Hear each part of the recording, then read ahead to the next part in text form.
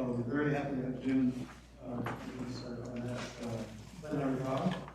And of course, most of you know that Jun is a NIST in Boulder. For that, he was a postdoc. And Jun has been leading so many different amazing projects that to explain what he's going to talk about. So we'll just let him explain. Thank you, Mike. And as you can see, I already made a mistake in my title. Carlos just told us, in fact, that the conference should be quantum systems, not a quantum science. But fortunately, I do have system in my title here. So combined together, there's error correction, as Michel Lugin talked about. But seriously, thanks to the conference organizer for inviting me to such incredibly significant conference series in our field. And it's very hard to follow Carlos, but I would give a try. And I personally was never educated in Rochester, but on the other hand, it feels like every cell of my brain has been gone through the Rochester School of Thoughts. And in particular, I really want to highlight, as Misha did this morning, remembering people who just left us. So for me, the people who made an incredible, let's see, I need to plug this in, made an incredible sort of impact in my scientific life, included my postdoc advisor, Jeff Kimball. And this was a picture when I took in 1999 when I was his postdoc. And I will come back to talk about Jeff very, very briefly. He unfortunately passed away 10 months ago. And also, in the mid of my career, I was receiving a prize from Optical Society, and here's Joe. He came to congratulate me, and I was extremely moved. This was a photo taken maybe 3 years ago at an OSA meeting. So I want to thank them for their intellectual inference. This is a great place to talk about coherence. Coherence story all started here. So I want to tell you a story about coherence, both quantum and optical coherence. Here shows a little picture of electron moving, put it in coherent superposition, and it's oscillating around the nucleus. And if you slow down by 15 orders of magnitude, it looks like a pendulum that's oscillating one cycle per second. And on the other hand, the other time scale, macroscopic time scale, is the age of the universe, of course, 10 to the 18 seconds. You take a geometrical mean, that's minute. And it's interesting, the reason I want to make this point is now we can prepare quantum coherence, something that Emil Wolf may be very proud of. We can prepare quantum coherence that lasts for a few minutes.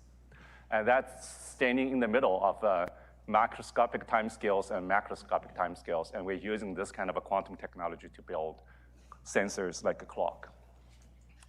So also, it's interesting to celebrate 100th birthday of quantum, and I think everything goes back. I was talking with Klaus, Denmark was celebrating quantum 100th year birthday of quantum, always 2 or 3 years ahead of the entire world, because it started over there. And Bohr gave us this picture, not exactly correct in the modern quantum physics, but nevertheless, it survives with the Bohr radius and so on. When you have two stationary states, there's a prescribed energy difference between the two, and the value of the energy between the two electronic states are absolutely certain. There's no ambiguity. In fact, that's the only reason we can build so-called quantum standards. On the other hand, of course, in quantum mechanics, we know that the main thing that we celebrate a lot is the so-called uncertainty principle of Heisenberg. And if you prepare a superposition between two eigenstates of a Hamiltonian, if there's energy difference, the phase evolves between those two states. And if you can measure this phase extremely well, and knowing the energy, you can measure time really well. And that's the basic principle of building atomic clock. And you also know where the noise of the atomic clock is coming from. It's coming from the uncertainty principle of the angular momentum addition, or coming from the quantum measurement problem. When you make a projection, you don't know where the quantum state is going to come out. So with that in mind, what you want to do is to prepare atoms in long quantum coherence such that you prepare the system in superposition, and you have this E times T evolve over a long, long period of time. So you can measure the phase every time it goes around one loop. And if you can have a certain some uncertainty of measuring this phase, if you can have many, many loops running around it, then the uncertainty will go down. So that's where quantum coherence will be very important. And optical coherence is equally important because in order to probe some of these quantum superposition, you need a very, very good phase-stable lasers. It's like this little cartoon, you have this quantum oscillation of the pendulum, and this white sinusoidal wave is your laser. And if your laser is tuned onto near the frequency of this oscillation of the quantum pendulum, then you have a chance to be able to measure over many, many cycles later. In these days, we actually can chase this atomic oscillation 10 to the 16, 10 to the 17 times later. We still know which peak and trough of this oscillation is. And this thanks to very recent development of very stable lasers. This is a collaboration between our lab and PTB is a German standards lab of the cryogenic silicon cavity, that silicon has this amazing property of very high quality factors, and it has very high Young's modulus, meaning it's very stiff against the vibration. It has zero thermal expansion coefficient at several different temperatures, like 124 Kelvin, 17 Kelvin, and so on. So we can build a very stable interferometer based on this optical cavity, and then we can stabilize lasers onto this. And here shows you can build two different cavities. For example, one is now located in JILA, one located in PTB. You can bring them together and measure the frequency beat between two optical lasers locked onto these two cavities. And that's the optical coherence we are talking about here, with a line width of just a few millihertz when the carrier frequency is at a 1.5 micron. And this coherence is now tens of seconds. This is the optical coherence time. And thanks to the technology of the optical frequency comb, this amazing optical coherence at the visible spectrum cannot be transferred to anywhere in the visible, any color you wanted in the visible spectrum, essentially allow you to dial this very fast optical oscillation of 10 to the 15 hertz also down to the microwave in a phase coherent fashion. And this allows us, for example, to transfer the stability of a silicon cavity at a 1.5 micron to the strontium atomic clock wavelength of a 698 nanometer. And you can just measure the laser stability against the atom, demonstrating a few parts 10 to the minus 17 stability over many tens of seconds to tens of thousands of seconds. So this represents the state of the art on optical coherence. Now let's go back to our attention to matter. And Carlos gave us this rundown of amazing quantum optics history. I'm going to attempt to give you a little bit of that historical perspective as well. We can all celebrate Dave Weiland. I guess Dave Weiland's name was not on the conference attendee list, but he certainly made a big impact in the late 90s, was able to show a single trapped ion, was able to already demonstrate frequency stability better than at the time, the time standards based on cesium clock. And of course, in the late 70s and so on, laser cooling and trapping technology was developing rather rapidly.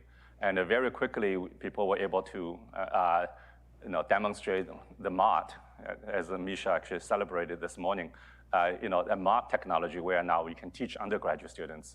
Just over a few milliseconds time scale, or at most a few second time scale, you can cool a large samples, billions of atoms down from room temperature all the way to hundreds of nanokelvin, tens of nanokelvin. And so this amazing technology led to this revolutionary change in the mid-90s of demonstrating coherent quantum atomic system as a Bose-Einstein condensate, and followed by Debbie-Jane's degenerate Fermi gas. So all of these preparation work enabled a new thought. You can now do this very, very quick technological platform where the entropy of the system is essentially zero per particle. And so now you can start to think about, what if I duplicate the success of Dave Weiland by putting many, many atoms in the optical lattice, or tweezer for that matter. And for tweezer, you actually don't need to go through this because you can use Maxwell daemon by learning how to put it. But in optical lattice, for example, we can pretty much put it one atom per hole and without very, very few defects. If you learned how to turn this into a clock, another thing you need to solve is this AC stock shift, which allow you to trap these atoms in optical lattice, do not contribute to systematic uncertainties, for clock when you measure the energy difference between the ground and excited state. And so you have to come up with this idea, so-called magic wavelengths, where the ground excited state experience the same AC stock shift. So differentially, the frequency is the same. And this idea was developed in parallel. Katori was doing this at the University of Tokyo. I was working with Jeff at the time with the idea of trying to trap single atom in the cavity QED system.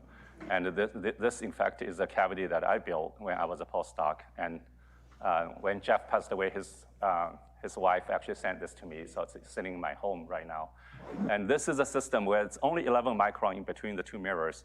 We can drop single atoms in there. Eventually, we developed optical dipole trapping so that a single atom is sitting in between the two mirrors, and you can read out this atomic information extremely precisely. You can also turn this into photon turnstile. Jeff Kimball's group made an incredible amount of work in the early 2000s. So this was necessary to come up with the idea of so-called magic wavelengths, because in cavity QED, the ground state and excited state is where you can prepare the superposition. And if the dipole trap that you're using this to confine the atom in the middle of the cavity has different trapping potentials, then every time you prepare a superposition, you'll have a huge amount of heating. And by doing the magic wavelengths where the ground state and excited state experience the same AC stock shift, you can put a system in superposition, and the system is still cold. And so this is where the magic wavelengths on cavity QED, how that started. And then very quickly, you can turn this into for quantum metrology for clock. You can see that the powerful idea here is that ground state excited state is now, internal states are now decoupled from the external degrees of freedom. These are the motionally quantized states in the center of mass degrees of freedom. And because it's the so-called magic wavelength, the AC stock shift match between ground and excited state. So when you drive the transition, you are no longer sensitive to the AC stock shift. So you can drive this transition of the so-called carrier, which is free of recoil, free of Doppler, free of AC stock shift. And if you want to really measure where the trap frequency is, you can also, of course, turn onto the so-called blue sideband or turn onto the red sideband, and the ratio of the sidebands tells you the temperature and so on. All the detailed characterization of the system can be done by precision spectroscopy. This is something we learned from trapped ion community, but now you can do this in parallel with many, many, many tens of thousands of atoms. So with that, the stage is set to demonstrate clocks. We picked the strontium-87 as a fermionic system because they are not supposed to interact as strongly as bosons. So if you represent a pseudo-spin half system as a little block sphere, you shine your very good phase coherent laser onto it, and you start to see the evolution of the spin half system. And of course, initially, the system worked really great. At 10⁻⁵, you don't see atomic interaction effects. But as the precision exceeds by another factor of 10, and we start to see even between fermions, they can interact, because the fermions just means between the two fermions, the wave function has to be anti-symmetrized. So the internal states, GE plus EG, is symmetrized, but the external degrees of freedom can be anti-symmetrized. N1, N2 represents the transverse motional quantum number. And so in ultra-cold atoms, we tend to call it fermions can have a p-wave interaction, where the angular momentum around which the lowest angular momentum would need to be odd and 1. And so this interaction we can actually probe with a clock, and we turned this into, thanks to the collaboration with Anna Maria Ray and Peter Zoller, we turned this into a spin Hamiltonian to study spins. But of course, for clock, there is a real issue. The clock frequency shifted, and so we have to solve that problem. There are different ways to solve the problem. One way to do it, after 10 years or so, this is now my favorite technique, is to build a so-called Varnier-Stock lattice, where the lattice is very shallow. Just the depth of the lattice is about just a few photon recoils. And you can see between different layers of lattice sites, they're separated by λ/2 of the trapping laser. There's a gravitational energy difference of mgh, mg λ/2. But if the trapping potential is so shallow, the wave function of the atom is actually spread out over several sites. This is so-called Volmer-Stock lattice. This is actually the Argon state, and this state can live there for a long, long time with a long coherence time. And as we drive the ground to the excited state, because of the magical wavelengths, the potential of the excited state looks just like a ground state. So you can directly map the wave function from ground to the excited state or prepare in the superposition. Now, something interesting here. In the single pancake, the atoms are identical. And so identical fermions interact with the P wave, anti-symmetrized. But because of the wave function of these atoms extends over neighboring sites, and the laser wavelengths that exciting these transitions is not commensurate with the λ/2 of the magical wavelengths for trapping. That means the laser, the atom here and there picks up phase shift. So this layer of atoms and versus that layer of atoms are actually distinguishable. So they can interact through S wave. They no longer have non-identical fermions protected by Pauli exclusion principle. They can interact through S wave. If you tune the potential energy difference, if you tune the height of the lattice, you can tune the strength of S wave versus P wave. And you can find a place where the two interactions cancel. So here shows a picture where we can take a microscopic image on the CCD camera of the distribution of atom and rotate the distribution by 90 degrees, actually vertical that way. And so this shows there's a very dense area of atom and the density goes down. And if you pick the different wavelength, different lattice depth, you can see the frequency shift, the atomic clock frequency shift in the units of 10 to minus 17, fractionally speaking, is actually fairly large as a function of the density, matches with the density profile. But when you tune onto the magic depth, where the depth is just about right, 10 photon recoil energy, throughout the entire distribution, the density shift has vanished. So that's a very powerful tool that allows us to now start to build very long coherence time. For example, now here shows I prepare the atom in ground excited state in coherent superposition, and the superposition lives there for 120 seconds. Shimon Kokowitz at UC Berkeley does not do Volmer-Stock lattice, but in his lab, he's now also approaching coherence at that scale. And we can also do measurements of, say, I want to measure gravitational acceleration, gravity, the G. All you need to do is to drive a transition between one site against another site. And this shows you, every time you drive from site I to site I plus J, you pick up J worth of the gravitational potential energy, MGH. And so these are actually real experimental sidebands you can measure, and by measuring the frequency really well, you're measuring G, because the lambda is already well known. And so taking this step further, you can prepare atoms in coherent superposition between ground and excited state, and just drive a bunch of pi pulses. So the spin up will come down, go up. Spin down will go up and come down. Now suddenly you're prepared an interferometer that is in superposition of internal degrees of freedom, spin down, spin up, but also separated in space. The spin up lives upstairs, spin down lives in the basement. And if you waited for long enough time, you can pick up the measurements of both the gravity, G, it's like atom interferometer, but also gravitational potential, because there is that time dilation effect due to the gravitational potential of general relativity. So you can really measure time and space simultaneously in an interferometer like this. And I actually showed some preliminary data, but this is something we can very rapidly make improvements. And here shows as of 2 years ago, we were able to compare the upper half of the clock versus the lower half of the clock of this 1 millimeter distributed atomic crowd. And you can see the measurement precision goes down to 10 to the minus 20s. 10 to the minus 20s is the gravitational time dilation effect when you raise your watch by 100 micron. And so you can start to measure things at a very microscopic scale, where the general relativity is starting to play a role in this quantum system. And we recently improved this now down to by another factor of 2 or so. And so you start to beg yourself this question: what if we continue to make progress over the next 10 years to a point where you can measure the gravitational redshift between every pancake? Okay, if that's the case, you can write down the Hamiltonian. This Hamiltonian, for example, the P-wave interaction I was describing can be written as on-site Hamiltonian. The S-wave interaction between the neighboring sites can be considered as off-site Hamiltonian piece. And there's a laser, of course, driving the spins. But you also have to include, when the sensitivity of your measurement is now sensitive to resolve gravitational redshift on the scale of these quantum mechanical wave functions, you have to, in your Hamiltonian, you have to include this GR term, which is nothing but G, gravity, times H over C squared.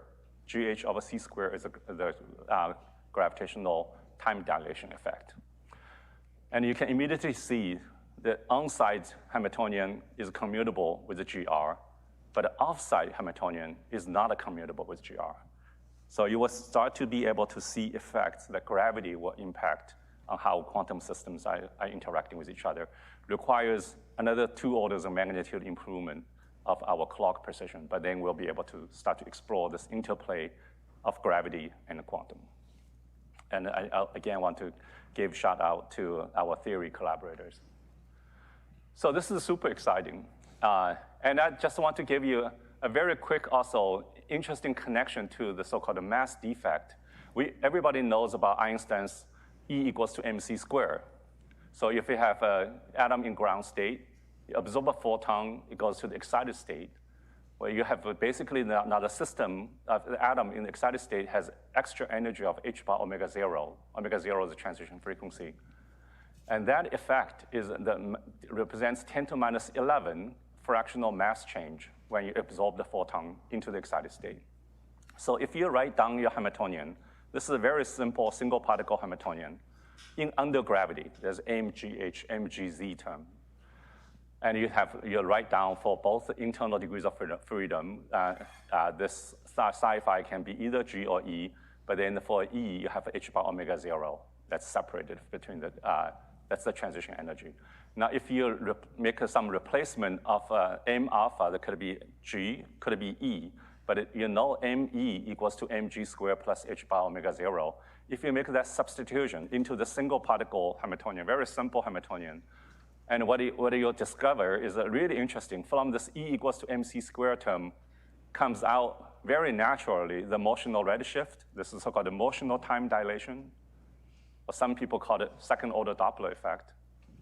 You also see gravitational redshift coming right out of this equation. So this tells you, in fact, general relativity and a mass defect is, of course, the same part of the theory. And this allows you to connect to, remember Misha Lukin this morning talked about quantum computer. In the very end, he said, well, what if we use quantum computer, hybrid quantum system to start to connect quantum atomic clocks over large distance?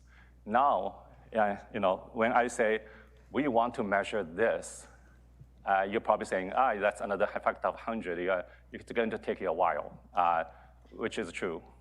This is a very small effect. But what if you start to be able to entangle atoms from, in between this set of atom and this set of atom, and in between there's a meter distance in between? Well, suddenly those effects will be very quickly become visible, and it will be quite interesting. So that's what we are thinking about doing. And there are some proposals out there. For example, Igor Pekovsky, Magdalena Zich, back in 2011, they were proposing ideas of, well, I'm using a regular atomic interferometer, but if the atomic interferometer can also keep time of which path you are in, then you will see some interference fringe will be modulated because of the fact that you can distinguish which pathway you went. And essentially it's telling you mass distribution and the clock and so on, the visibility of interferometry is determined by the superposition of both internal and external degrees of freedom. Internal degrees of freedom is nothing but basically non-local mass superposition. So Peter Zoller's group recently took this idea further out. This looks like a quantum network idea. I know these are just spins, but if you really have great sensitivity, and you can then distinguish by having quantum network of entangling spin remotely, you essentially have achieved is a non-local mass superpositions in this quantum network. And suddenly you will be able to, for example, in node A, you have a superposition by driving a bunch of atoms, some of them in excited state, some of them in the ground state, and so you have a mass superposition there. But this mass superposition can be entangled between node A and node B by just distributing spin degrees of freedom. So making mass to be in superposition becomes a spin superposition problem. And problems like this will definitely give rise to new phenomena that we cannot probe today, but it will be interesting to look at how gravity and so on influences entanglement and superposition. Quantum coherence, how coherence will be impacted by gravity. This is one way to say it in the spirit of this conference. But of course, this is a very difficult problem. So in order to make a progress, there's several ways to scale up the quantum systems. As I showed this picture where you have a very stable laser looking at a collection of atoms, the more atoms you have in your system, the better, because the phase sensitivity, the so-called standard quantum limit of your phase sensitivity scales with 1/square root of independent particles. But on the other hand, that's why the spin entanglement has become such a fashionable thing, because if you can do entanglement, then the noise in principle can be shrinked down to a single copy of the atom if every atom shares the same noise properties. So the standard quantum limit goes to 1/n. And we just heard a beautiful talk from Ash this morning of spin squeezing. But many people have pioneered this field, trying to develop spin squeezing, and of course follows the spirit of entangled photon pairs and so on. Here's John Clauser that Carlos mentioned. Sorry. Just want to point. Anyway, here's John Clauser in the middle picture. I think that there he is. I guess he presented his work here for the first time. So how do we put a spin entanglement into the state-of-the-art clocks? It's not just demonstration experiment, but rather really show its advantage in a system that's already performing near the edge of being the best. And so how do it? You wish to shrink the noise along this quadrature because this is where the clock handle is, right, along the equatorial plane. And we do this using the technique called the so-called cavity QED with a quantum non-demolition measurement. This is a technique developed by Vladen, but Serge Haroche, of course, being the pioneer of the QED measurement in the cavity system. And so in our case, we prepare atoms in superposition between ground and excited state, but then we use an auxiliary state in strontium to tune onto the cavity to spy on what the population of the ground state is. And doing so, you're making collective measurements in sample A, getting all these atoms entangled. And we can use this as if it's an elevator, atom A goes out, atom B goes in, and it also gets entangled. Now you can compare two entangled ensembles and see whether spin squeezing has played a good role for you. So a cartoonish picture would be, this is the original classical spin state, coherent spin state, if you wish to call it, and you spin squeeze down, you rotate this by 90 degrees, and then it starts the clock evolution, and then in the end, you measure the clock state. And a year ago, we were able to start to demonstrate at 10⁻17 level. There's a couple dBs of gain, but most recently, we were able to show now all the way down to 10⁻18s, you are below the so-called standard quantum limit of coherent spin states, and you see about 2 or 3 dBs of gain. It's not quite at the state of the art, because as I showed you, we can reach now 10⁻20 without entanglement. But on the other hand, this is a fairly serious effort. We know how to push the coherence of spin entangled states from currently 50 milliseconds out to, say, 5 seconds. This will give you amazing results. And in the future, maybe we'll even put an entanglement between the upper half of the atom with the lower half of the atom. Instead of using a Fabry-Pro cavity, you can use a bow-tie cavity, and you can connect them all up. So this also, the other way to do a scaling of a quantum system is to build, instead of a one-dimensional optical lattice, build a three-dimensional optical lattice, where you can put millions of atoms. In the future, what Misha talked about, this continuous source of atoms, I would love to have that. Just have a continuous replenishing of the quantum resources.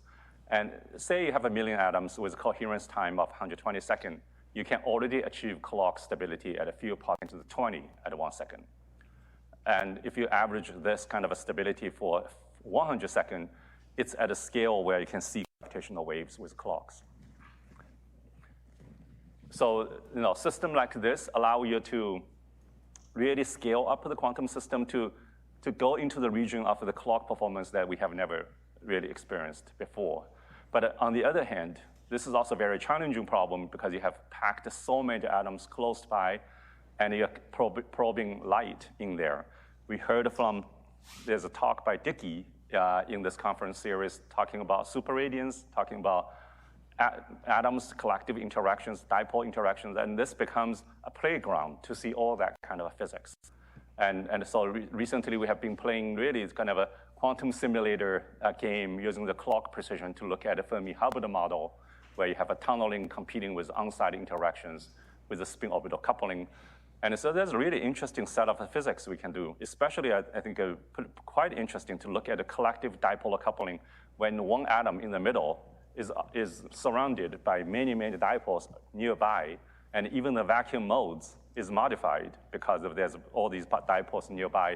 There's a certain propagation of the waveguide effect just by having atoms so densely packed. And this is no longer can treat this as a semi-classical system. It really has to be a fully quantum mechanically treated. Some people even call it collective Lamb shift, mimicking the fact that Lamb shift comes from the modification of the vacuum field, vacuum fluctuations. Another way to scale is actually go back to 1950s, 60s when Mossbauer told us about Mossbauer spectroscopy, and you can clearly see the intellectual lineage where trapped ions was able to do recoil-free spectroscopy, learning from the fact that Mossbauer spectroscopy, you can embed a little nuclei in the middle of the crystal, and when gamma ray is emitted or absorbed, the recoil is absorbed by the entire crystals, therefore you can do recoil-free spectroscopy. This is where high-resolution nuclear spectroscopy started. And the optical lattice clock follows very much the same picture where the atom experiences no recoil when you drive the atomic transitions.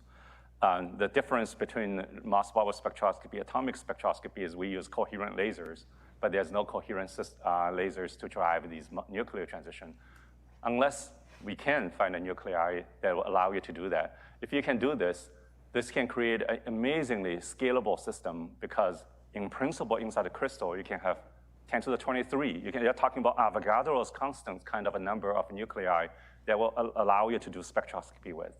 And so if this dream comes true, well, maybe the clock will get to the 10 to the minus 30 and beyond.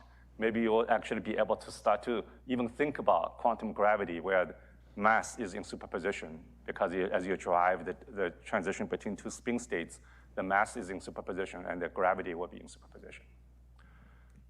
So, so there is such a nuclei. In fact, thorium-229, you may have heard now for the past year. That's very, very much a very exciting development.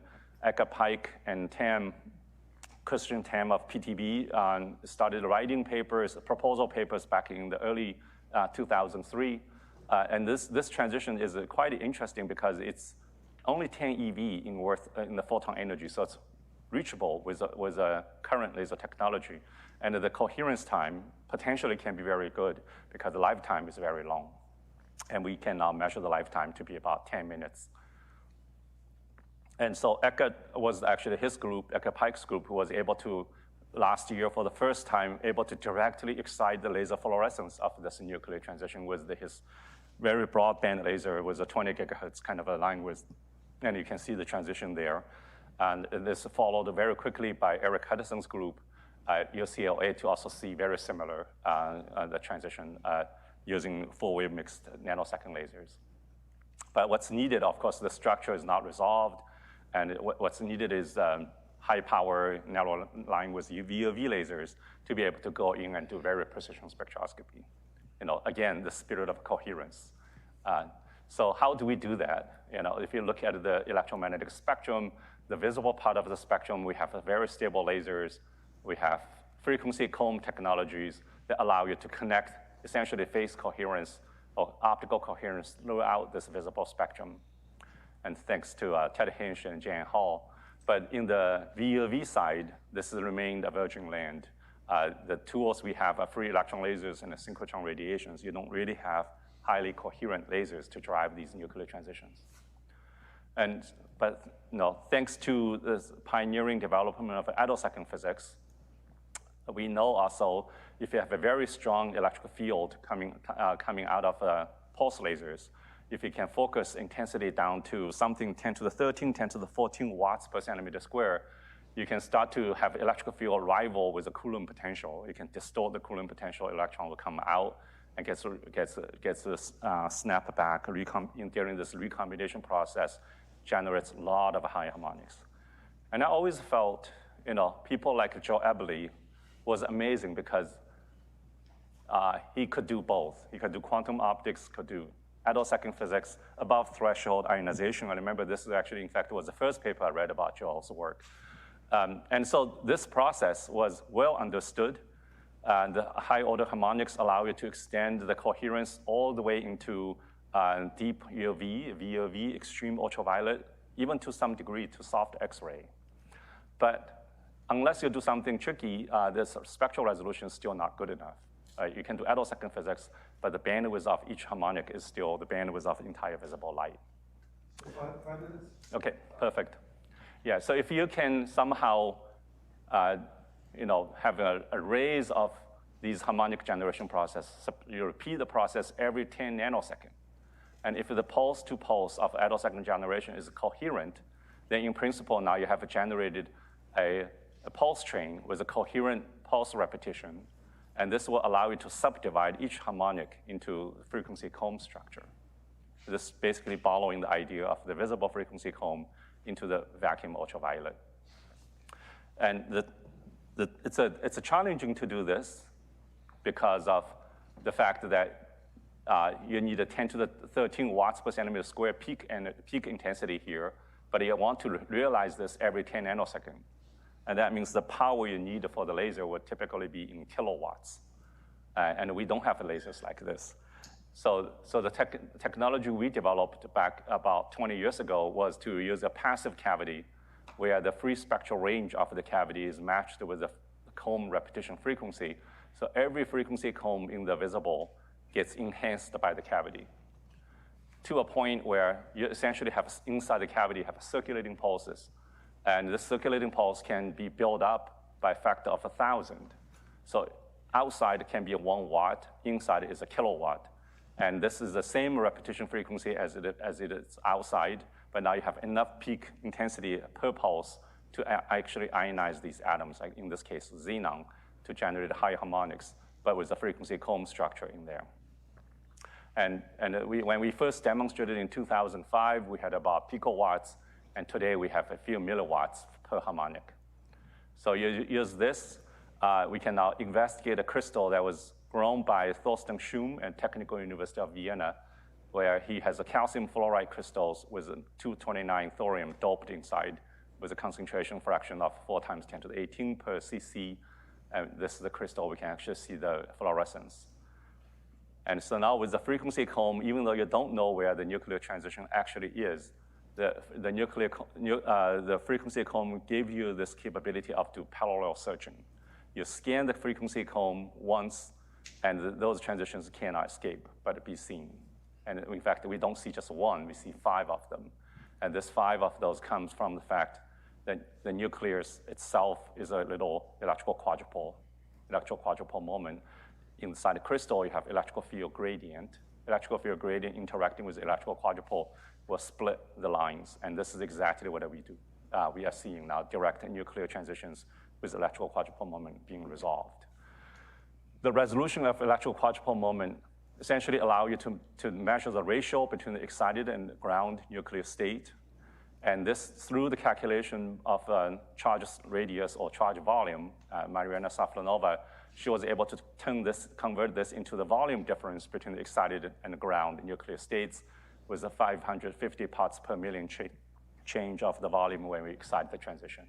And this can allow us now to turn this nucleus into a precision measurement playground because there's a Coulomb interaction, there's a strong force inside.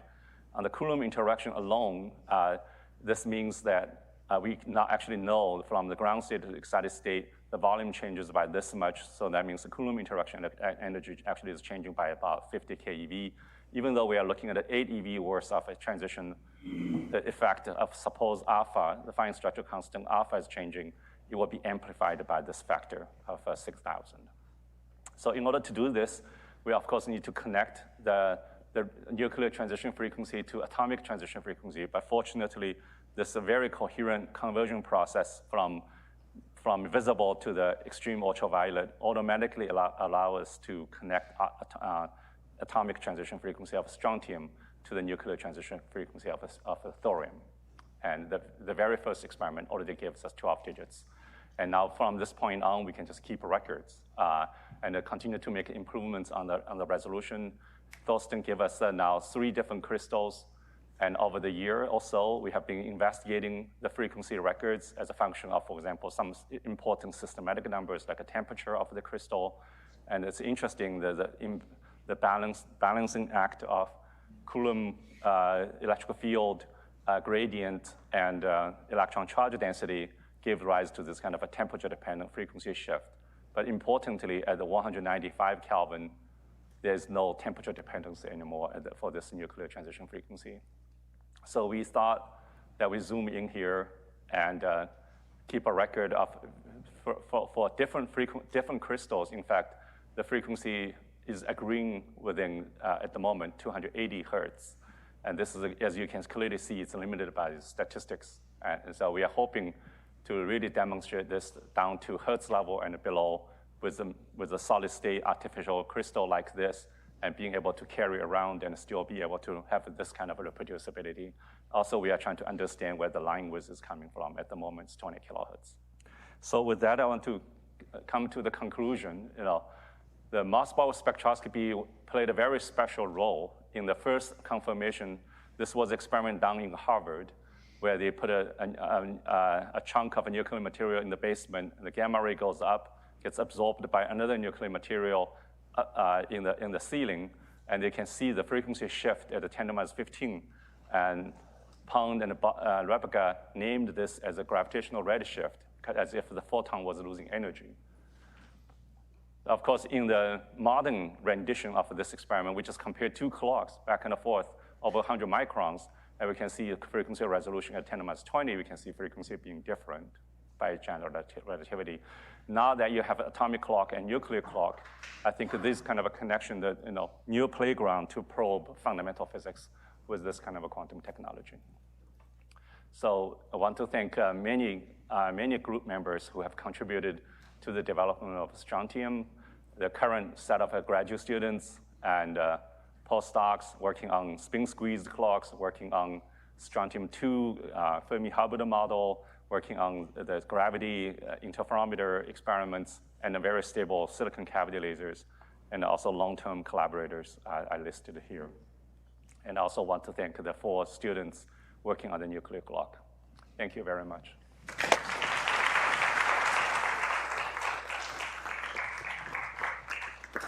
Fantastic.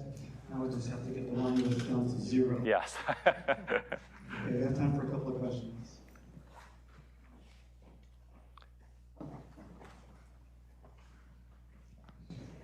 Thanks for the beautiful talk. Thank you. So when you talk about including the frequency vector, this is equivalent to including the JILA corrections to the Newtonian potential. That's right. Yes. Yes, that's exactly right. The mass defect is a general relativity effect. It's not. It's beyond Newtonian physics. But there's also this additional term which scales with little g, and that's still the Newtonian potential, and then the other one is. You're absolutely correct. In some sense, in the linear gravity, what we are measuring in the linear gravity, we measure g. That's a Newtonian physics. But when you start to see how the coherence goes away, that's beyond the Newtonian physics. And this is not something we can probe at the moment. For example, you can you can have identical fermions here and identical fermions there. That's what I talked about. But when you have a gravitational potential, then the fermions here and the fermion there will interact differently. Actually, that was going to be my follow-up question, which is that is it possible to see any correlations or coherence generated explicitly to this gravitation? We hope gravity can be turned into making unentangled system to be entangled, and making entangled system to be unentangled, or scrambling it. All these effects can be seen, and it's already there. We cannot see it because we don't have the precision at the moment, and we needed to make a clock factor of 100,000 times better.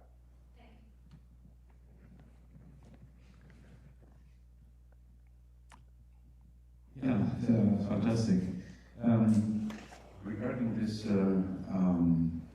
UV laser, UV or so, instead of higher bond generation, would it not be also possible to do this with free electron laser?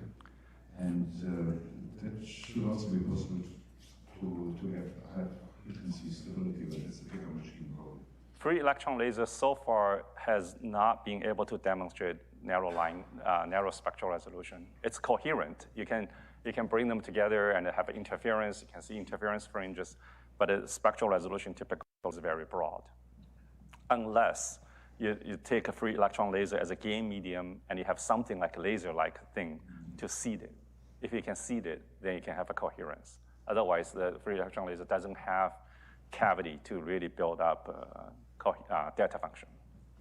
But it could possibly be done. People have been thinking about, is it possible to build cavities around free electron lasers? Yes. Yeah. They are actually now, at the moment, there are quite a few groups that are working also on CW development of 148. Because I didn't talk about this. We can now do also, instead of having thorium doped inside the crystal, we can make a thin film. You can just code on a thin film, and we can see nuclear transition on that thin film. And if that works, you can imagine, somebody mentioned nanophotonics earlier. So if you can, one of the dream would be if you can have a 148 nanometer design in a waveguide, and you have a little mirror with a coded thorium on it, that the entire thing can be quite small and will be a nuclear clock you can actually wear on your wrist. That will probably take a few years. We have time for one more question, which I would like to ask. and that is to connect two talks we just saw, because Carlos's 1989 paper talked about bioavailability qualities, Yeah. spatial mode entanglement single photons. But this requires phase stability across the entire network, and most quantum networking projects now don't have this phase stability. So is there any way, do you have any ideas about how these clock stabilization techniques might enable quantum networks in the future?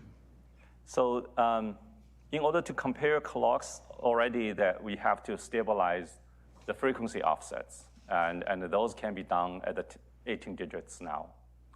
But what you're asking is absolute phase stability. And so at least I know between JILA and the NIST, over 2 kilometers, 3 kilometer kind of a distance, we can maintain phase coherence. We can basically allow you to measure what's the phase perturbation through the network, and using actuator to cancel that phase noise. By having the laser between, is it possible to have a clock here and a clock over there without the laser between them? You still, two optical clocks, we still need a laser to connect them. Like, how do you compare the clocks? Like, you still need a light to actually connect them. Okay, thank you, Elizabeth. Thank you, Jun Ye. Thank you.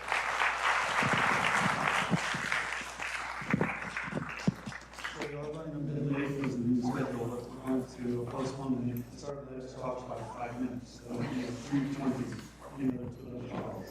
So